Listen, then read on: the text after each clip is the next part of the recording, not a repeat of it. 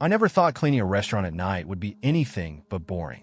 It was supposed to be simple: sweep the floors, wipe down the counters, maybe mop a bit if it was really messy.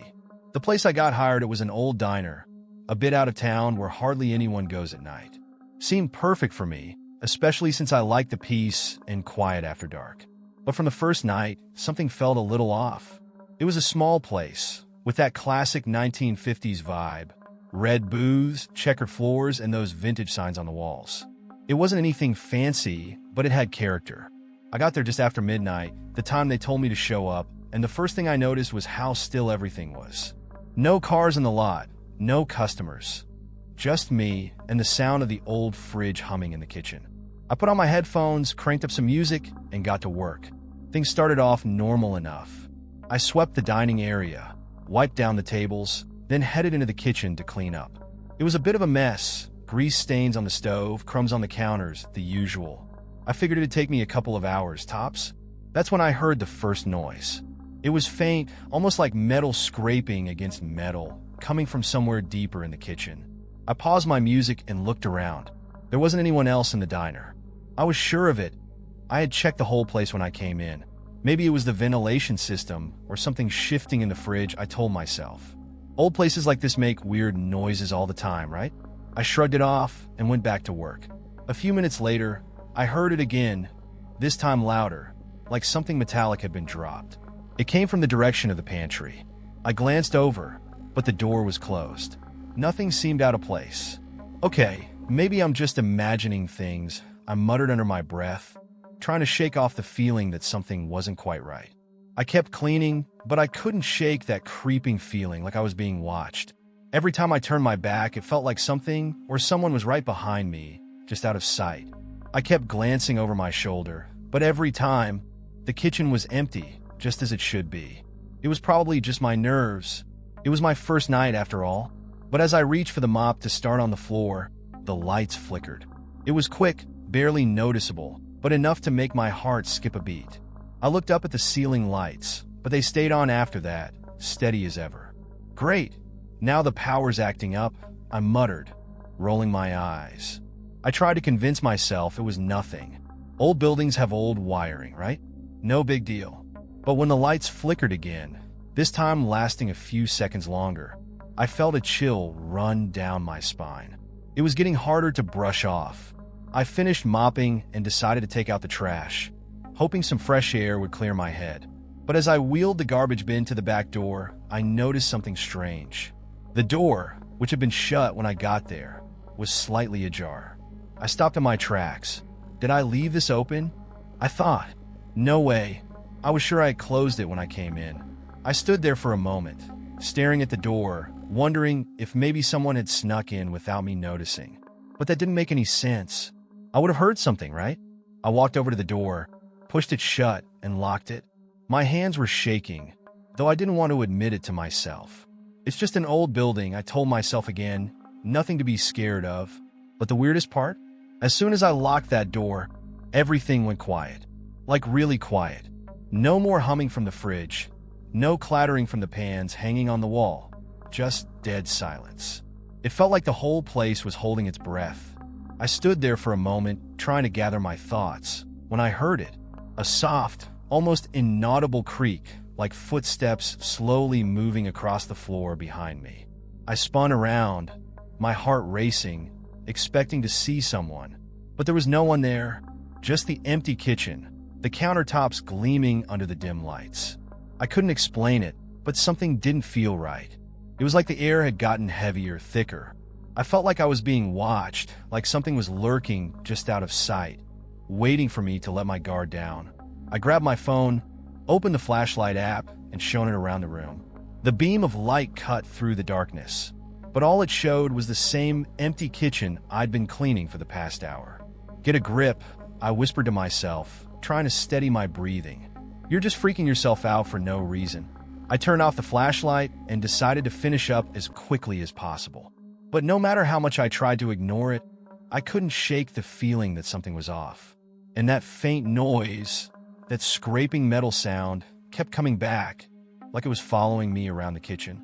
By the time I finally finished cleaning, I couldn't get out of there fast enough. I locked up, hurried to my car, and drove off, telling myself it was just a fluke, just my imagination playing tricks on me. But deep down, I knew something wasn't right. And as I drove away from the diner, I couldn't help but wonder if I'd be able to shake that feeling the next time I walked into that kitchen. The second night started like the first. I showed up just after midnight, already trying to convince myself that the weird stuff from the night before had been all in my head. I mean, what else could it have been? I'm not superstitious, and I don't really believe in ghosts or anything like that. Old buildings make noises. That's just how it is. But when I walked into the diner that night, I couldn't shake this feeling of dread. It wasn't just the quiet. There was a heaviness in the air that hadn't been there during the day. I'd been there once during the afternoon to pick up my uniform, and the place had felt completely normal. But at night, it felt different, like something was watching me. I couldn't put my finger on it, but it was there, lingering in the back of my mind. I clocked in, took a deep breath, and headed straight to the kitchen. I figured if I kept busy, I wouldn't have time to freak myself out again. I plugged in my headphones and started cleaning the stovetops, scrubbing off the leftover grease and grime from the dinner rush. The music helped a bit, at least for a while. But then, just like the night before, I heard a noise. At first, it was faint, barely noticeable over the music, just a soft clattering, like something metallic shifting on the counter. I stopped what I was doing, pulled out one earbud, and listened. There it was again, a slight scraping sound like a pot or pan being dragged across the counter. My stomach twisted, and I felt that familiar chill creep up my spine. I glanced around the kitchen, but everything seemed normal.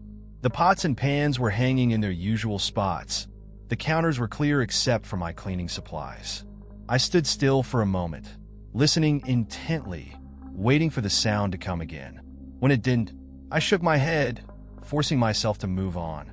It's just the building settling, I muttered to myself, more to convince myself than anything. I went back to cleaning, but I couldn't shake the feeling that something was off. Every few minutes, I'd hear a slight tap or clink, like something shifting in the kitchen. Each time, I'd freeze listening, but there was never anything there when I turned around. After about an hour, I started to get frustrated. I had half a mind to call the morning shift guy, Marco, and ask if he'd ever noticed anything strange. I mean, he'd been working here way longer than me. He'd know if this was normal, right? Instead, I finished wiping down the last counter and headed out to take the trash. The cool night air hit me as I stepped outside, and I took a deep breath, trying to clear my head. As I wheeled the trash bin to the dumpster, I couldn't help but look over my shoulder at the back door of the diner. Something about that door just felt off. It looked the same as it always did, but after last night, I wasn't sure I could trust my own eyes. I tossed the trash, locked the back door behind me, and went back to the kitchen. That's when things got really weird. As soon as I stepped back inside, I heard a loud clang, like something heavy had been dropped. I whipped around, my heart racing, expecting to see someone standing there. But the kitchen was empty. The sound had come from the far side of the room, near the sink. My first instinct was to check the security camera feed, if Marco had set one up yet, but I knew he hadn't. He'd mentioned it casually that morning when I told him about the noises, but he laughed it off, saying the building was old, and old buildings have a mind of their own. I had half joked back that I wished he'd been right there with me last night to hear it for himself. I grabbed my phone, hoping maybe recording the noise might prove I wasn't losing it. But before I could hit record, the lights flickered. Not just a quick flicker like a faulty bulb. The entire kitchen lights dimmed for a solid few seconds, long enough for me to feel my heart slam in my chest. And then, just as suddenly, they snapped back to full brightness. That's when I heard the sound again. The same clang as before, but this time, it was followed by a slow scraping noise, like metal dragging across the counter. I could feel my skin crawl as I slowly turned toward the sound. There, on the counter, one of the chef's knives was lying out. It hadn't been there before. I would have seen it. I would have put it away. I stared at it, trying to make sense of what I was seeing. Had I somehow missed it when I was cleaning? Maybe I'd left it out by accident? But deep down, I knew I hadn't. I slowly walked over to the knife, hesitating before picking it up. The blade was sharp, clean, like it had just been used. I swallowed hard, my throat dry. Okay, this is just weird, I muttered, my voice shaking. I put the knife back in the drawer, closed it, and took a few steps back. As I stood there, trying to make sense of everything, I felt something else, an odd pressure like the air was pushing down on me. It was subtle at first, but the longer I stood there, the heavier it got. And then I heard it, a soft, almost imperceptible whisper, like someone was standing right behind me, murmuring under their breath. I spun around, heart pounding, but the kitchen was empty. The whisper had been so clear, so close, but there was no one there. Just the hum of the fridge and the faint creaking of the old building. I backed up slowly, grabbing my phone and my jacket, and made a beeline for the exit. My hands were shaking as I locked up the diner, and when I finally got to my car, I sat there for a good 5 minutes, just breathing, trying to calm down. I didn't know what was going on, but one thing was clear.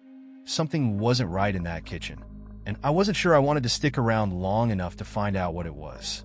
I showed up for my third night at the diner feeling more on edge than ever.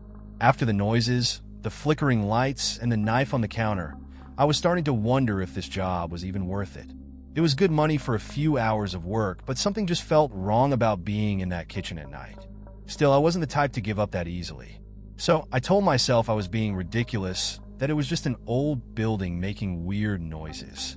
But deep down, I wasn't convinced. I walked in, the same familiar scene greeting me. Empty booths, checkered floors, the lingering smell of grease from the dinner rush.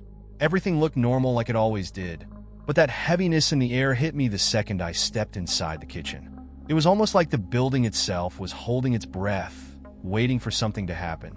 This time I started with the dishes, trying to distract myself with something that required focus. The clattering of the plates and the running water from the sink gave me a small sense of normalcy, like the strange things from the past 2 nights were behind me. But as I scrubbed a particularly stubborn pan, I couldn't shake the feeling that someone, or something, was watching me. I turned the faucet off for a moment and just listened. The only sound was the faint hum of the fridge, but that sense of being watched was stronger than ever. I glanced over my shoulder at the pantry door, half expecting to see it creak open again, but it stayed shut. I stared at it for a moment, my heart pounding in my chest, then quickly looked away. "Focus," I whispered to myself, turning back to the sink. "It's just in your head." I went back to scrubbing, trying to tune everything out, but that uneasy feeling stuck with me, gnawing at the back of my mind. About halfway through the dishes, I heard it again, a soft, metallic clink. It was the same noise from the night before, like something small had fallen. I turned around, scanning the counters, but nothing seemed out of place. I didn't bother calling out this time. No point. The kitchen was empty. It had to be. I forced myself to finish the dishes, but I was on edge, my hands shaking a little as I stacked the last plate. I took a deep breath, wiping my hands on my pants, and moved onto the stove, grabbing a rag to start cleaning. That's when I noticed something glinting on the floor near the prep counter. I froze, my stomach twisting with dread before I even bent down to get a closer look. It was the same knife, one of the chef's knives, the kind that's supposed to stay locked away in the drawer overnight. But there it was lying on the floor like someone had dropped it. My heart pounded in my ears as I picked it up, my fingers trembling as they wrapped around the handle. The blade was sharp and clean, too clean, like it had just been polished. I stared at the knife, my mind racing. How the hell had it ended up on the floor? I was sure I hadn't left it out. And even if I had, how did it get all the way across the kitchen? I felt a shiver run down my spine as I slowly stood up, clutching the knife in my hand. The room felt colder now, the air thick with tension. I looked around, half expecting something to leap out from the shadows, but there was nothing. Just the empty kitchen, the dim lights, and the faint hum of the fridge. But something felt different this time. The kitchen wasn't just quiet, it was too quiet. Like everything had gone completely still. I turned toward the drawer where the knives were kept, my hand gripping the blade a little tighter. My heart was racing, my mind buzzing with questions I didn't want to ask. I could feel the sweat starting to form on the back of my neck as I took a step toward the counter, ready to put the knife back in its place. That's when I heard it, a soft, low whisper. I froze, my hand tightening around the knife, my heart hammering in my chest.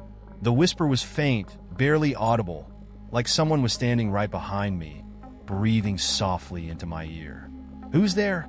I called out, my voice shaky, barely above a whisper myself. I turned around quickly, the knife still in my hand, my eyes scanning the kitchen for any sign of movement. Nothing. The kitchen was empty. Just me, standing there like an idiot, clutching a knife and staring at the shadows. I felt my chest tighten, my breathing quick and shallow. The whisper had sounded so close, like it was right there, but now nothing. I took a deep breath and turned back to the drawer. I opened it quickly, shoved the knife inside, and slammed it shut.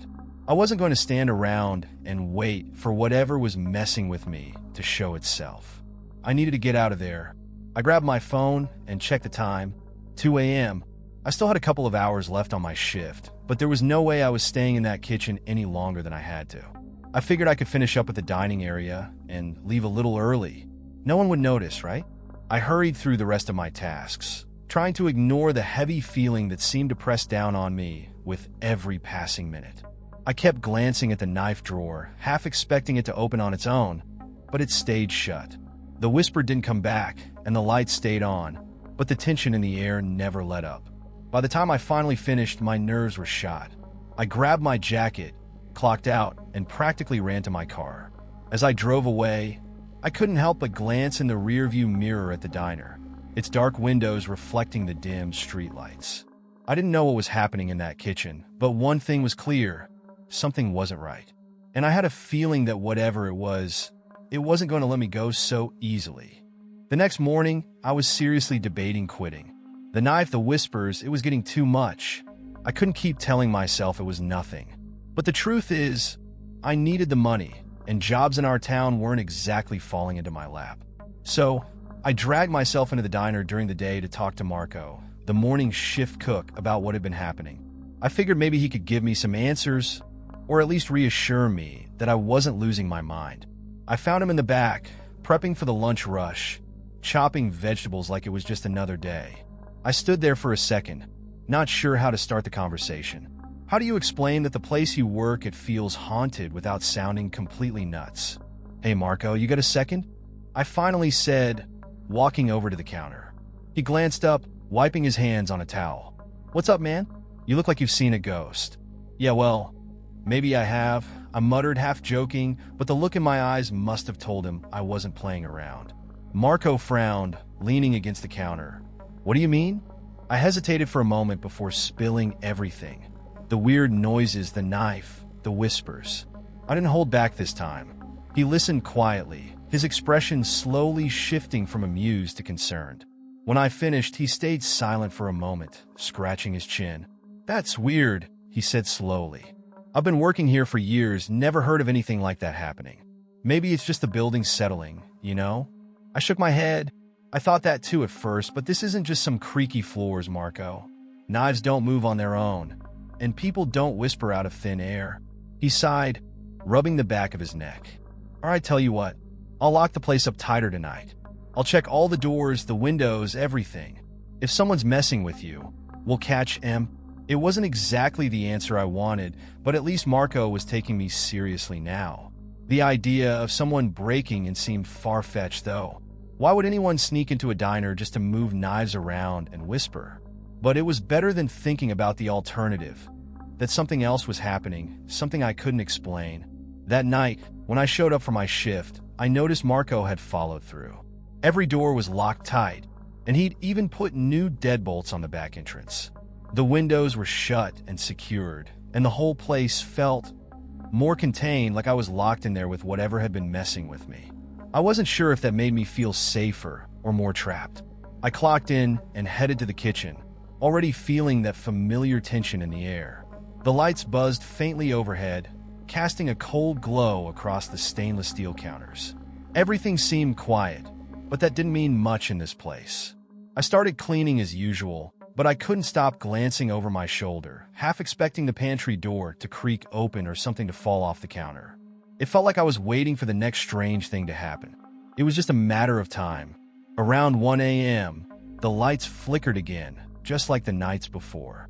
But this time, they didn't dim completely. They just buzzed and flickered, casting weird shadows on the walls. My pulse quickened, and I grabbed my phone, already planning to call Marco. But before I could hit the dial button, I heard something. A faint tapping. I froze, listening. The sound was coming from the other side of the kitchen, near the pantry. It wasn't loud, just a soft, repetitive tap, like someone gently knocking on a door. My throat tightened as I slowly turned toward the pantry, half expecting the door to be wide open. But it wasn't. The door was closed, just like I'd left it. The tapping continued, though steady and rhythmic, like something inside the pantry was trying to get out. My hands started to sweat, and I backed up a few steps, my heart pounding in my chest. "Hello," I called out, my voice barely above a whisper. It felt stupid talking to an empty room, but I needed to do something, anything, to break the tension. The tapping stopped. For a second, I thought maybe I had imagined it, that the stress of the last few nights was finally getting to me. But then the door started to move. It wasn't a fast, dramatic swing. It was slow, deliberate, like someone on the other side was gently pushing it open. I watched frozen, as the door creaked open just an inch or two. My breath caught in my throat. "Who's there?" I called again, my voice shaking now. No answer. Just silence. The kind of silence that presses in on you, makes the hairs on the back of your neck stand up. I took a step closer, my eyes locked on the small gap in the pantry door. Every instinct was screaming at me to leave, to get the hell out of that kitchen. But my feet kept moving forward one slow step at a time. As I reached for the door, my hand shaking, I felt a cold breeze brush past me, like someone had walked right by. I spun around, but no one was there. The kitchen was still empty, the lights flickering overhead. But that cold breeze, it felt so real. I backed away from the pantry, not caring anymore if the door stayed open or shut. Something wasn't right in that diner, and I wasn't sticking around to find out what it was. I grabbed my things, locked up, and practically sprinted to my car. As I sat there in the driver's seat, my hands still shaking, I called Marco. It was 2 a.m., but I didn't care. He needed to know what was going on. "Marco, man, you gotta believe me," I said the second he picked up. "The pantry door, it moved. On its own. There's something in that diner." There was a long pause on the other end of the line. Finally, Marco sighed. All right. I'll come in tomorrow and check everything out myself. Maybe we missed something with the locks." But I knew it wasn't the locks. Whatever was happening wasn't something Marco could fix with deadbolts. Something else was going on in that kitchen. Something we couldn't explain. And the worst part was, I had a feeling it wasn't finished with me yet. The next day, I showed up at the diner earlier than usual. Marco had told me he was going to meet me there before my shift. After everything that had happened, I wasn't about to argue. I needed backup, someone to see what I was seeing or hearing, and help me figure out if I was really losing it. When I pulled up to the diner, Marco was already there, leaning against his car with his arms crossed, looking a lot more serious than the last time we talked. I parked next to him, and as I stepped out of my car, I could see he had something on his mind. "All right, I'm here," I said, trying to sound more confident than I felt. "What's the plan?" Marco nodded, pushing off from his car and leading me toward the diner's back door. "I've been thinking about what you said." He started unlocking the door and holding it open for me. I'm still not convinced it's anything paranormal, but I went ahead and installed some security cameras. Cameras? I raised an eyebrow as I followed him into the kitchen.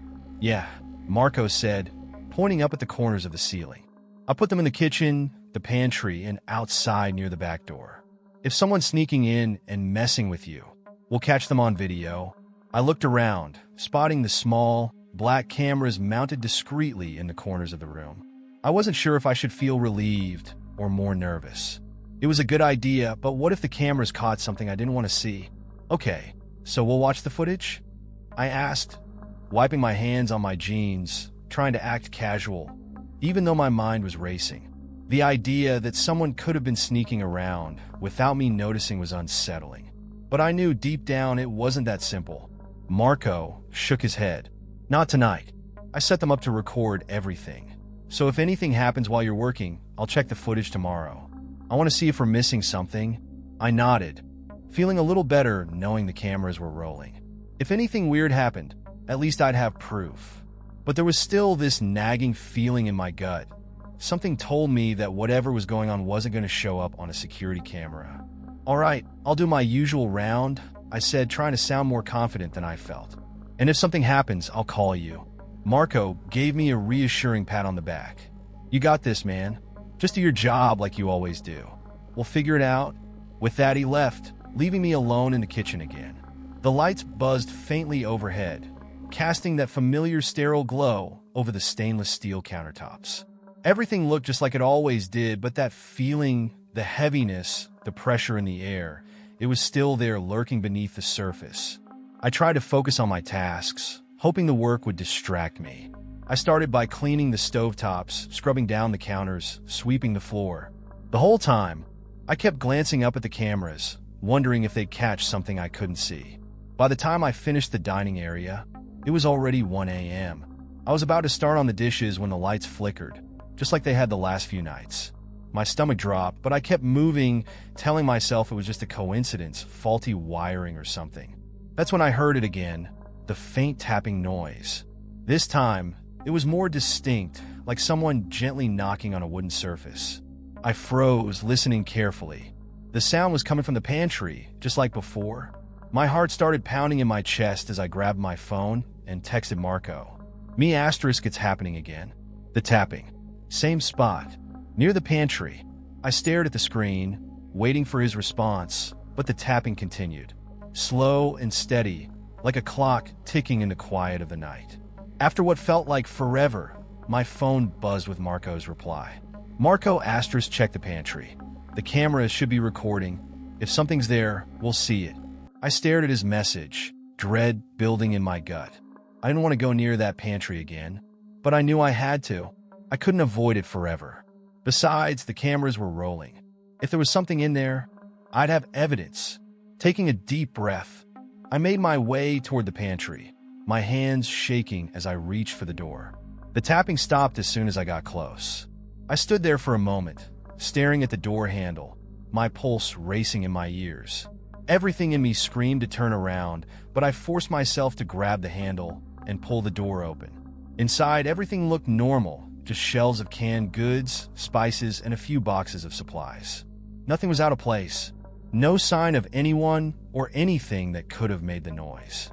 I stepped inside, shining my phone's flashlight into the corners of the small room, but there was nothing. I let out a shaky breath, stepping back out of the pantry and closing the door behind me. Maybe Marco was right. Maybe it was just the building settling or some kind of weird electrical issue. I was about to head back to the kitchen when I noticed something strange. The knife drawer was open again. Not all the way, just slightly, like someone had pulled it open an inch or two.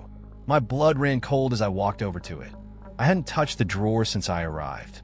I knew for a fact it had been closed when I started. I grabbed my phone and sent another text to Marco.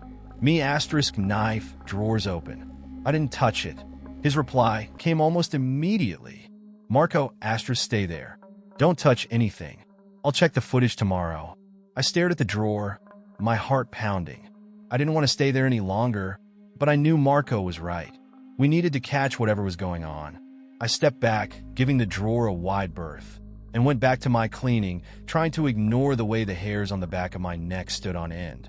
The rest of the night was quiet. No more tapping, no more flickering lights. But that didn't make me feel any better. The whole time, I couldn't shake the feeling that I wasn't alone. Even though I didn't hear anything else, it felt like something was watching me, just out of sight, waiting for the right moment. When I finally finished my shift, I locked up and practically ran to my car. As I sat in the driver's seat, catching my breath, I checked my phone one last time. There was a new message from Marco. "Marco asterisk, don't worry. I'll review the footage in the morning. We'll get to the bottom of this." But I wasn't sure if I wanted to know what the cameras would show. I woke up the next morning with a knot in my stomach. I couldn't stop thinking about the knife drawer and the tapping noises from the night before. Even though Marco said he'd review the footage, I had this gnawing fear that whatever we were dealing with wasn't going to show up on camera.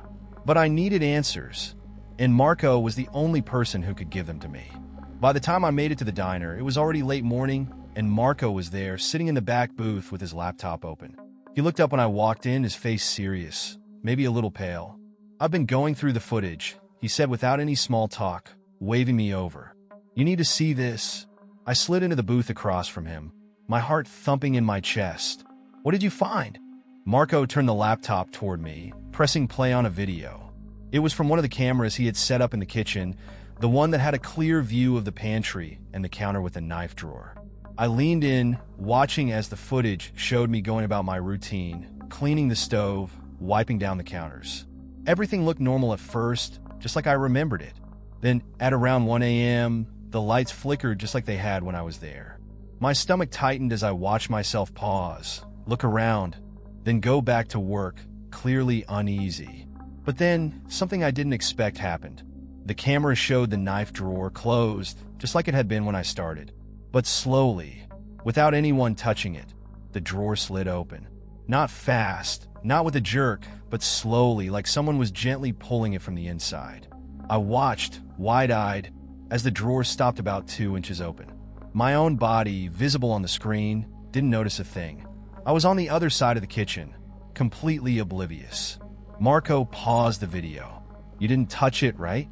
"No," I said, shaking my head, my voice coming out weaker than I wanted. "I didn't go near that drawer until later." He nodded grimly. "That's what I thought. Watch this." He played another clip, this one from the camera near the pantry. It showed me approaching the pantry door after hearing the tapping.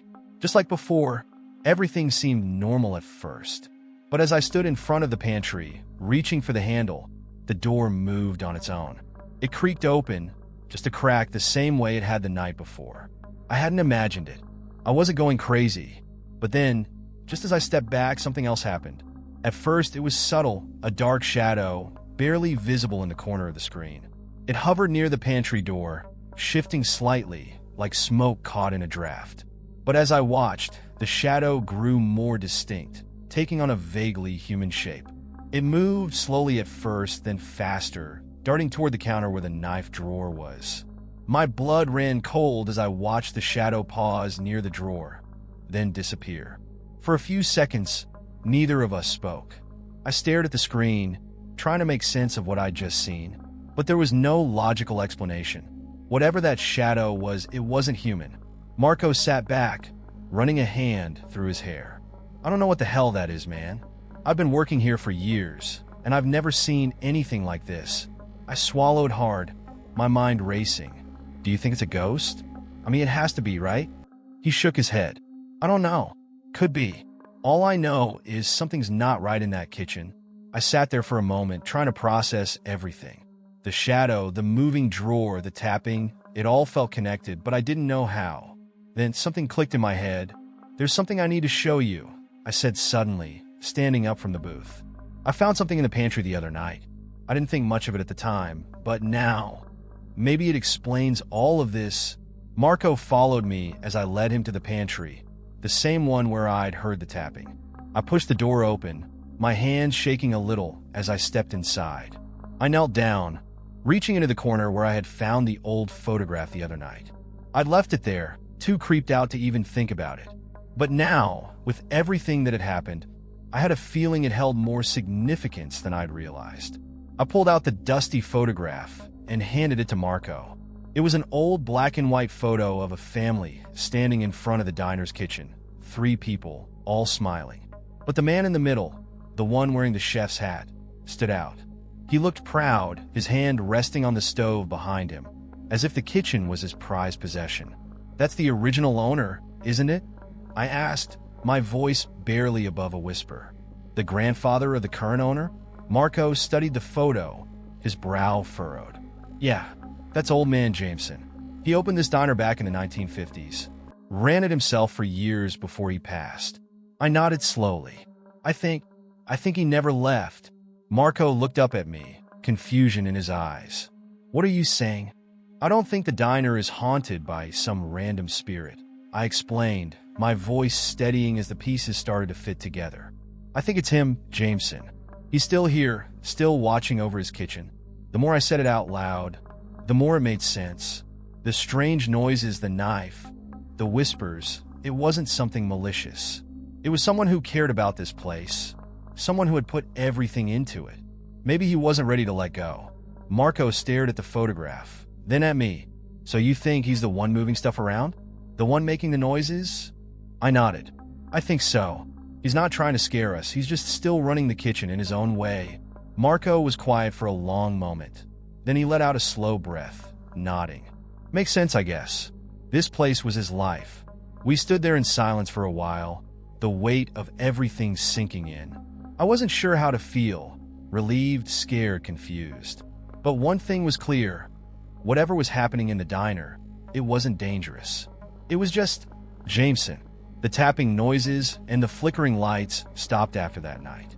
I kept working at the diner, and every now and then, I'd still feel that heavy presence in the kitchen, like someone was watching me. But it wasn't menacing anymore. It was almost comforting, like Jameson was still there, keeping an eye on his diner, making sure everything was in its place. I never heard the whispers again.